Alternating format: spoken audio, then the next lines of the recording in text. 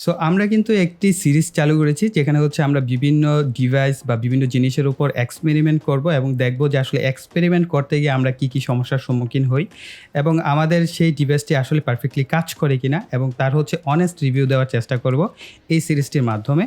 So বলতে পারেন যে আমাদের এই ভিডিওটি একটি এক্সপেরিমেন্টাল ভিডিও এবং এই ভিডিওতে আমরা এক্সপেরিমেন্ট করতে যাব থার্মো ইলেকট্রিক বা আপনারা পেল্টিয়ার নামে চিনে থাকেন যে এই পেল্টিয়ার মডুলটি আসলে কতটা পারফেক্টলি কাজ করে এবং অনেস্টলি আসলে এই প্রোডাক্টটি কি কাজ করে কিনা বা এটাকে কিভাবে লং লাস্টিং ব্যবহার করা যায় তার A to Z নিয়ে হচ্ছে আমাদের এই ভিডিওটি। সো আমরা জানবো যে এই থার্মো ইলেকট্রিক আসলে কতটা ঠান্ডা হতে পারে এবং আসলে এটা কতদিন দীর্ঘস্থায়ী কেন হয় না। অনেকেই কমপ্লেন করেছেন যে ভাইয়া থার্মো ইলেকট্রিক তো বেশি দিন টিকে না, নষ্ট হয়ে যায়। সো এটাকে কিভাবে আসলে সলভ করা যায়, প্রবলেমটা আসলে বেশি দিন লং লাস্টিং করানো কি পসিবল কিনা। সো সেই বিষয়গুলো জানার চেষ্টা করব এই ভিডিওটির মাধ্যমে। তার জন্য অবশ্যই ভিডিওটি প্রথম থেকে শেষ পর্যন্ত দেখার অনুরোধ রইল। আমাদের এই এক্সপেরিমেন্টটি করার জন্য আমাদের একটি থার্মো ইলেকট্রিক বা পেল্টিয়ার ডিভাইসের প্রয়োজন হবে। আপনারা পেল্টিয়ার নামেই চিনে থাকেন এই ডিভাইসটিকে। তো এই থার্মো ইলেকট্রিক বা পেল্টিয়ারের গায়ে কিন্তু এদের মডেল নাম্বার লেখা থাকে, যা থেকে আমরা বুঝতে পারি এটি আসলে কত ভোল্টে অপারেট করতে হবে। তো এর গায়ে লেখা আছে 12706, অর্থাৎ এর মাধ্যমে আমরা বুঝতে পারছি যে আমাদের এই পেল্টিয়ার ডিভাইসটি 12 ভোল্টে অপারেট করতে হবে, অর্থাৎ একে 12 ভোল্ট পাওয়ার সাপ্লাই দিতে হবে। এবং একে যখনই 12 ভোল্ট পাওয়ার সাপ্লাই আমরা দিব তখন এর এক পাশ প্রচণ্ড পরিমাণ গরম হবে এবং অপর পাশ প্রচণ্ড পরিমাণ ঠান্ডা হবে। এবং এই যে কার্যক্রমটা এটা কিন্তু ধীরে ধীরে হবে। ধরেন ধীরে ধীরে পেল্টিয়ারের এক পাশ গরম হতে শুরু করবে এবং অপর পাশ একইভাবে সমানুপাতিক হারে ধীরে ধীরে ঠান্ডা হতে থাকবে। এই ডিভাইসটি সাধারণত বিভিন্ন ধরনের ইলেকট্রনিক ডিভাইস যেমন গ্রাফিক্স কার্ড এই রিলেটেড যেরকম ডিভাইসগুলো রয়েছে, তো সেই ধরনের ডিভাইসগুলোর যে প্রসেসর ইউনিট আছে সেটাকে ঠান্ডা রাখার জন্য মূলত এই ডিভাইসটি তৈরি করা হয়েছিল। তো এখন আমরা এটাকে বিভিন্ন কাজে ব্যবহার করতে পারি, সাপোজ রুম হিটার হিসেবে। আবার আমরা একইভাবে আমরা এটার মাধ্যমে হচ্ছে রেফ্রিজারেটর বা ফ্রিজ তৈরির কাজেও কিন্তু এই পেল্টিয়ারগুলো ব্যবহার করা হয়। ফ্রিজ বলতে মিনি ফ্রিজ তৈরির কাজে, এটা দিয়ে আসলে বড় ফ্রিজ কখনোই সম্ভব না, এর সাহায্যে ছোট মিনি ফ্রিজগুলো আপনারা তৈরি করতে পারবেন। যাই হোক, আমাদের এই এক্সপেরিমেন্টটি করার জন্য প্রয়োজন হবে একটি পেল্টিয়ারের, যার এক পাশে মডেল নাম্বার থাকে, সেই পাশটি মূলত প্রচন্ড ঠান্ডা হয় আর অপর পাশ প্রচন্ড গরম হয়। তারপর প্রয়োজন হবে ছোট একটা হিটসিঙ্কের। তো দেখতেই পাচ্ছেন এই ধরনের একটি হিটসিঙ্ক আমাদের প্রয়োজন হবে। তাছাড়াও আমাদের এই ধরনের একটি বড় হিটসিঙ্কেরও প্রয়োজন হবে। তো বড় হিটসিঙ্কের সাথে পেল্টিয়ারটি আমি লাগিয়ে নিচ্ছি। এরপর প্রয়োজন হবে 12 ভোল্টের একটি ক্যাবিনেট ফ্যানের। সো আপনারা দেখতে পাচ্ছেন এই ধরনের ক্যাবিনেট ফ্যানগুলো 120 টাকা দামের মধ্যে পাওয়া যায় মার্কেটে। এবং এই ধরনের ছোট্ট একটা 12 ভোল্টের ক্যাবিনেট ফ্যানের প্রয়োজন হবে।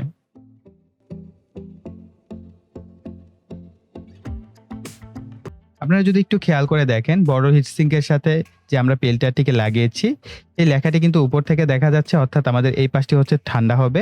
তো একইভাবে কিন্তু আপনারা আপনাদের যে পেল্টিয়ার ডিভাইসটি থাকবে হিটসিঙ্কের সাথে একইভাবে লাগাতে হবে। আমি দুটি স্ক্রুর সাহায্যে শক্তভাবে পেল্টিয়ারকে হিটসিঙ্কের সাথে লাগিয়ে নিচ্ছি।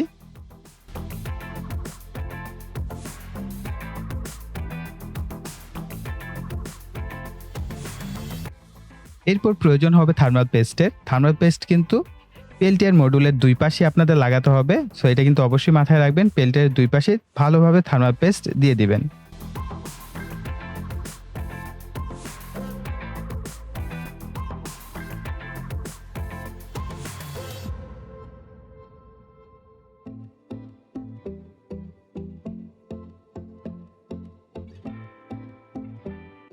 এবার ছোট হিটসিঙ্কটি পেল্টিয়ারের উপরে রেখে স্ক্রুগুলোকে শক্তভাবে টাইট করে নিব।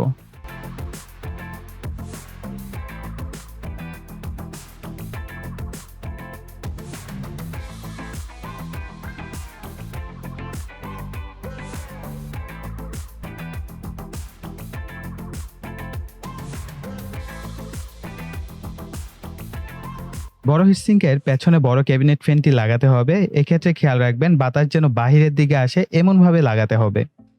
সহজভাবে বোঝার জন্য বলে দিচ্ছি, ক্যাবিনেট ফ্যানের যে লেখা বা স্টিকারটি রয়েছে এটা উপরের দিকে থাকবে, তাহলে বাতাস ভিতর থেকে বাইরে চলে আসবে। আমি 4টি স্ক্রুর সাহায্য নিব ফ্যানটিকে হিটসিঙ্কের সাথে লাগানোর জন্য।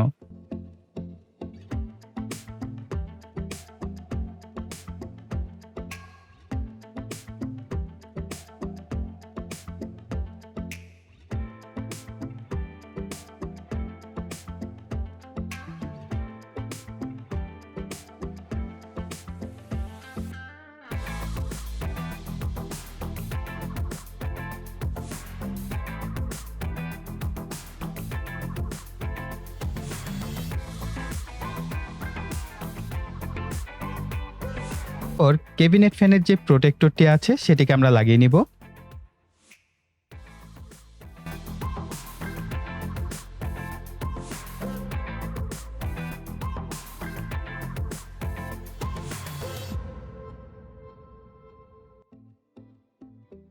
আমি ছোট 12 ভোল্টের যে ক্যাবিনেট ফ্যানটি আছে এটিকে স্ক্রুর সাহায্যে লাগিয়ে নিচ্ছি। তবে আমি আপনাদের রিকমেন্ড করব অন্য যেকোনো উপায়ে লাগিয়ে নিবেন। স্ক্রুর সাহায্যে লাগাতে গেলে তো আপনারা দেখতেই পাচ্ছেন যে আমার ছোট ক্যাবিনেট ফ্যানটির কিন্তু একটা প্রান্ত ভেঙে গেছে। সো এটা স্ক্রুর কারণেই। তো চেষ্টা করবেন অন্য কোনো প্রসেসের মাধ্যমে এই হিট সিঙ্কের সাথে ছোট ক্যাবিনেট ফ্যানটি লাগানোর।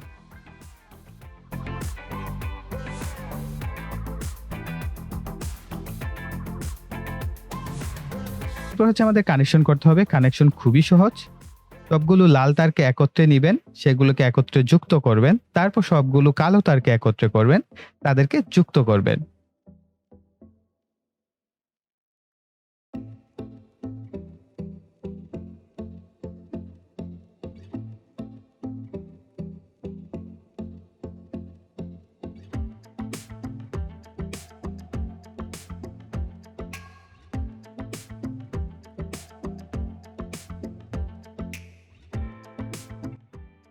আমি পাওয়ার সাপ্লাইয়ের জন্য 12 ভোল্ট 10 অ্যাম্পিয়ারের একটি এসএমপিএস ব্যবহার করছি।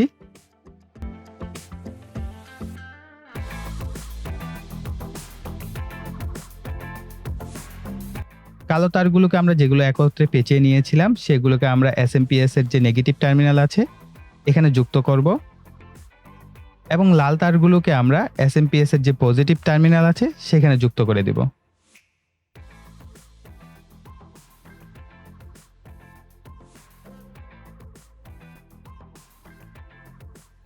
আমার কাছে একটি টেম্পারেচার কন্ট্রোলার পূর্বে থেকেই ছিল। এর সাহায্যে দেখার চেষ্টা করব যে আসলে টেম্পারেচার বা তাপমাত্রা কত হয়, সেটা আমরা এই ডিসপ্লের মাধ্যমে দেখতে পারবো। আমি সেন্সরটিকে চাচ্ছি হিটসিঙ্কের মাঝামাঝি সেটআপ করতে। এতে করে পেল্টিয়ারের যে অরিজিনাল তাপমাত্রা, এটা আমরা আসলে দেখতে পাবো এটার জন্য।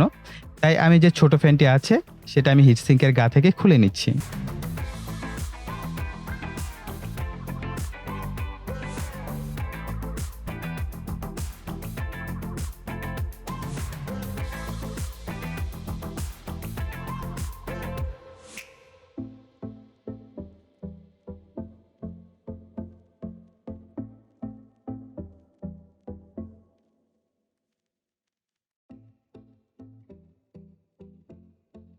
এরপর এই হিটসিঙ্কের মাঝামাঝিতে আমরা সেন্সরটিকে সেটআপ করে নিব।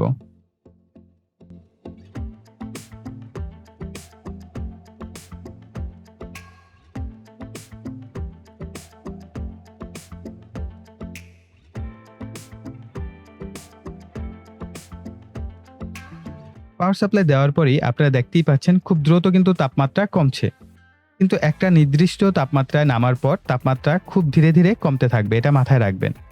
আরেকটা বিষয়, তাপমাত্রা কতটা কমতে পারে তা নির্ভর করবে কিন্তু আপনার রুমের তাপমাত্রার উপর। যদি রুমের তাপমাত্রা স্বাভাবিক তাপমাত্রায় থাকে, যদি 27 ডিগ্রি বা 28 ডিগ্রি তাপমাত্রার মধ্যে থাকে, তাহলে এই পেল্টিয়ারের সাহায্যে -4 ডিগ্রি পর্যন্ত আপনারা কিন্তু তাপমাত্রা পেতে পারেন। কিন্তু আমার রুমের তাপমাত্রা 33 ডিগ্রির উপরে। তো আমি যখন রেকর্ড করছি তখন প্রচণ্ড গরমের দিন, এবং যারা কিনা লাইভে ভিডিওটা ইনস্ট্যান্ট দেখছেন, তারা জানেন যে এখন বর্তমানে কি পরিমাণ গরম। সো সবার ঘরের টেম্পারেচার এই 33-34 ডিগ্রি অ্যাভেলেবেল। এবং আমি এই যে ভিডিওটা রেকর্ড করেছি, এই ভিডিওটা হচ্ছে আমার স্টুডিওতে কোনো পরিমাণ জানালা ছিল না। যার ফলে এখানে আমাদের যে বাতাসটা, গরম বাতাস রুমের, সেটা যে বের হয়ে যাওয়ার সেটার কোনো ব্যবস্থা নাই। তাই আমার এই রুমটা নরমালি প্রচণ্ড গরম থাকে, তার উপরে প্রচণ্ড গরমের দিন। সো স্বাভাবিক এটা 33 ডিগ্রির উপরে তাপমাত্রা থাকতেই পারে। তো আমার রুমের তাপমাত্রা সবসময় এমনিতেই একটু গরমই থাকে। তো যাই হোক, দেখা যাক যে আসলে কত ডিগ্রি পর্যন্ত তাপমাত্রা নিচে নামতে পারে, আমরা সেটা পরীক্ষা করে দেখব। আমি এখন ফাস্ট ফরওয়ার্ড করে দিচ্ছি। আপনাদের সময় নষ্ট করার কোনো পরিমাণ ইচ্ছা আমার নাই। তো আমি ফাস্ট ফরওয়ার্ড করে দিচ্ছি, এতে করে আপনারা অল্প সময়ে এই রেজাল্টটা জানতে পারবেন।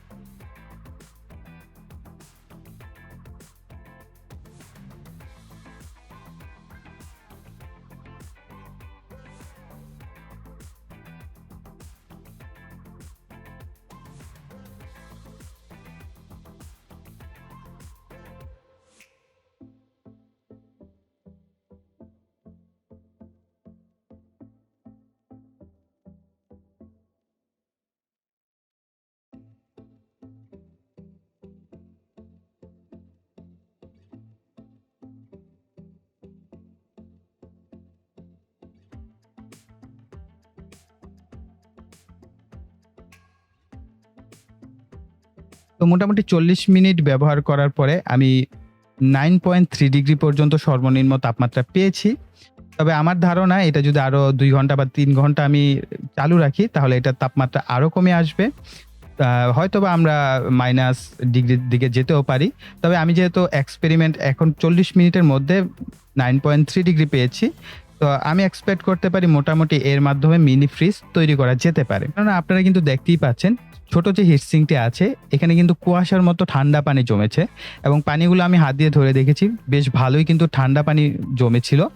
তো এর সাহায্যে হচ্ছে ক্যানের জন্য বিভিন্ন ক্যান ঠান্ডা রাখার জন্য ছোট্ট মিনি রেফ্রিজারেটর তৈরি করা সম্ভব। এটা আমার এখন ট্রাস্ট হয়েছে। এর আগে আমি আরো 2 বার 3 বার এক্সপেরিমেন্ট করেছি। সেই এক্সপেরিমেন্টগুলো টোটালি ফেল হয়েছে। কেন ফেল হয়েছে সো সেটা জানার জন্য অবশ্যই কমেন্ট করবেন। সেটা আমরা পরবর্তী ভিডিওতে আপনাদের জানিয়ে দেওয়ার চেষ্টা করব। আর আরেকটা বিষয় আপনাদের একদম স্পষ্টভাবে বলে দেই, সেটা হচ্ছে যদি আপনারা অনেকের ভিডিও দেখে থাকেন যে এরকম যে একদম এই পেল্টিয়ারের সাহায্যে তারা বরফ তৈরি করে দেখাচ্ছে, আইসক্রিম বানিয়ে দেখাচ্ছে, তাহলে ভাই সবগুলো ফেক ভিডিও। এটা কখনোই পসিবল না। তারা সম্পূর্ণ ফেকভাবে সেই ভিডিওগুলো তৈরি করে আপনাদের অ্যাট্রাকশন পাওয়ার জন্য। তো এটা কখনোই এক্সপেকটেশন করবেন না যে আপনি এটার মাধ্যমে বরফ তৈরি করতে পারবেন। আপনি এটার মাধ্যমে নরমাল যে আমাদের ফ্রিজের 2টা পার্ট থাকে, একটা হচ্ছে ডিপ ফ্রিজ আর একটা হচ্ছে নরমাল ফ্রিজ।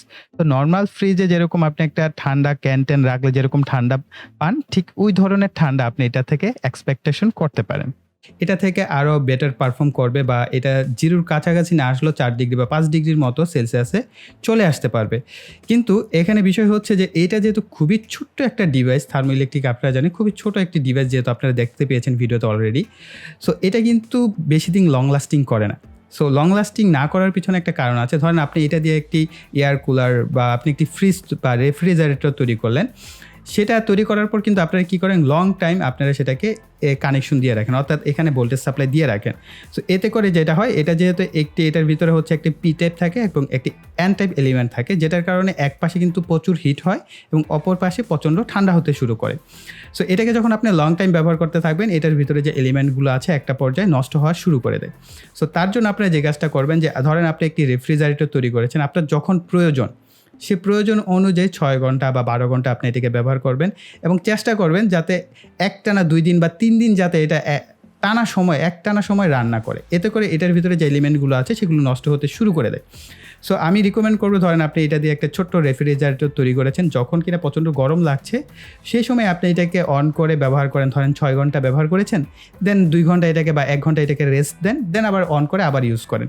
ধরেন আপনি সারা রাত এটাকে ইউজ করেছেন, সো সকালবেলা আপনি এটাকে বন্ধ করে 1 ঘন্টা রেস্ট দিলেন, দেন আবার ইউজ করেন। আই থিঙ্ক আমার মনে হয় যে এই প্রসেসটাই একমাত্র পারে আপনার এই পেল্টিয়ারটাকে লংজিভিটি দিতে, অর্থাৎ দীর্ঘ সময় যদি আপনি এটাকে ব্যবহার করতে চান, এটাই একমাত্র সমাধান। এছাড়া আর কোনো সমাধান আমার জানা নেই, এবং যদি থাকে এর অন্য কোনো সমাধান যে ভাই আসলে এই প্রসেসটা করলে এটা আরও লংজিভিটি হবে বা এটা আরও দীর্ঘ সময় ব্যবহার করা যাবে, তা অবশ্যই কিন্তু আপনারা কমেন্ট সেকশনে লিখবেন।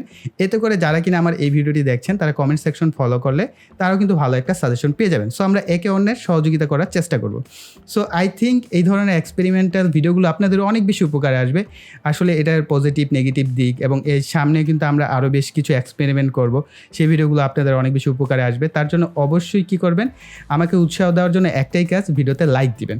আর যারা কিনা চ্যানেলটিকে সাবস্ক্রাইব করেননি, চ্যানেলটিকে সাবস্ক্রাইব করে পাশের বেল বাটনটি অ্যাক্টিভ করে রাখবেন পরবর্তী ভিডিওর নোটিফিকেশন পাওয়ার জন্য। আর কোন টপিক্সের উপর পরবর্তী ভিডিও করলে, অর্থাৎ কোন বিষয়ের উপর এক্সপেরিমেন্ট করলে আপনারা আরও বেশি উৎসাহিত হবেন, সেটা কিন্তু অবশ্যই কমেন্ট সেকশনে লিখবেন। সো এই বলে এখানে বিদায় নিচ্ছি। সকলে ভালো থাকবেন, সুস্থ থাকবেন, টাটা।